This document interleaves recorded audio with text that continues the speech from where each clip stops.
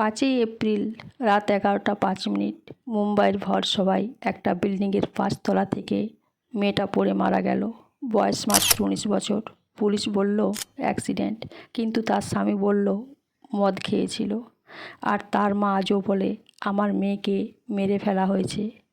আজ বলবো দিব্যা ভারতীর শেষ 48 ঘন্টায় ঠিক কী হয়েছিল, আর শেষে 3টে প্রশ্ন করব যার উত্তর আজও কেউ দিতে পারেনি। 4ই এপ্রিল মানে মৃত্যুর একদিন আগে দিব্যার রং সিনেমার শেষ শুটিং করছে। গান তেরে ইস্ক মে নাচেঙ্গে সেদিন স্পট বয়রা দেখলো দিব্যা খুব বেশি খুশি। সবাইকে বলছিল আমি নতুন ফ্ল্যাট কিনেছি, সবাই আসবে। কিন্তু একটা জিনিস লক্ষ্য করেছিল মেকআপম্যান, শুটিংয়ের ফাঁকে দিব্যা বারবার কাঁদছিল আর বলছিল আমাকে ওরা ছাড়বে না। ওরা কারা কেউ জানে না।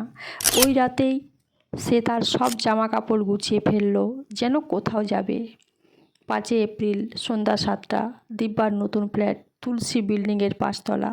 ওখানে ছিল মাত্র 3জন, দিব্যা আর তার ডিজাইনার নিতালুল্লাহ আর নিতার স্বামী। তারা মদ খাচ্ছিল, দিব্যাও খেয়েছিল বলে পুলিশ বলছে। রাত 10টায় দিব্যা উঠে বারান্দায় গেল। বারান্দায় কোনো গ্রিল ছিল না। নিতা বলল দিব্যা ভেতরে এসো, পড়ে যাবে। দিব্যা হেসে বলল আরে কিছু হবে না। আর ঠিক 11টার সময় সে নিচে পড়ে গেল। এখানে 3টে রহস্য তৈরি হয়। গ্রিল ছাড়া বারান্দা, 5তলায় গ্রিল নেই কেন? সাজিদ নতুন ফ্ল্যাট কিনেছিল, গ্রিল লাগায়নি কেন? পায়ে চোট, নিচে পড়ার পর ডক্টর বলল তার পায়ে আগের থেকেই চোট ছিল, মানে পড়ার আগেই কেউ তাকে আঘাত করেছিল বা লেগেছিল। কোনো চিৎকার নেই। 5তলা থেকে পড়লে মানুষ চিৎকার করে, দিব্যা একটা আওয়াজও করেনি কেন? দিব্যা মারা গেল রাত 11টায়, কিন্তু তার লাশ নিয়ে কি হলো যেন? পুলিশ এলো রাত 1টায়, তার স্বামী সাজিদ এলো রাত 2টোয়। মানে 3 ঘন্টা ধরে লাশ ফ্ল্যাটেই পড়েছিল।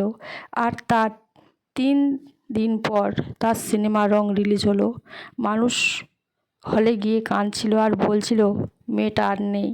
তার অসমাপ্ত সিনেমা লাডলা 70% শুটিং দিব্যা করে গেছিল, পরে শ্রীদেবী করলো। ওখানে সবাই বলতো দিব্যার ভূত সেটে ঘুরে বেড়াতো। আজও তুলসী বিল্ডিংয়ের ওই ফ্ল্যাটে কেউ থাকে না। পুলিশ ফাইল বন্ধ করে দিয়েছে, লিখে দিয়েছে মাথা ঘুরে পড়ে গেছে, কিন্তু একটা প্রশ্নের উত্তর আজও কেউ দেয়নি। 19 বছরের একটা মেয়ে, যার কাছে টাকা, নাম, গাড়ি, বাংলো সব ছিল, সে কেন গ্রিল ছাড়া বারান্দায় গিয়ে দাঁড়াবে? এটা অ্যাক্সিডেন্ট ছিল, নাকি কেউ তাকে ফেলে দিয়েছিল, নাকি সে নিজেই লাফ দিয়েছিল? আমি জানি না, তুমিও জানো না, কিন্তু দিব্যা একটা কথা বলে গেছিল, আমি বেশি দিন বাঁচব না, আমার অনেক কাজ বাকি। হয়তো সে জানতো। তোমার কি মনে হয়, এটা অ্যাক্সিডেন্ট নাকি মার্ডার? কমেন্টে লেখো। যদি অ্যাক্সিডেন্ট হয় তাহলে লেখো অ্যাক্সিডেন্ট, আর যদি মনে হয় মার্ডার তাহলে লেখো মার্ডার। এই ভিডিওটা শেয়ার করো তাদের বা সেই বন্ধুদের যারা 1990 সালের রহস্য ভালোবাসে।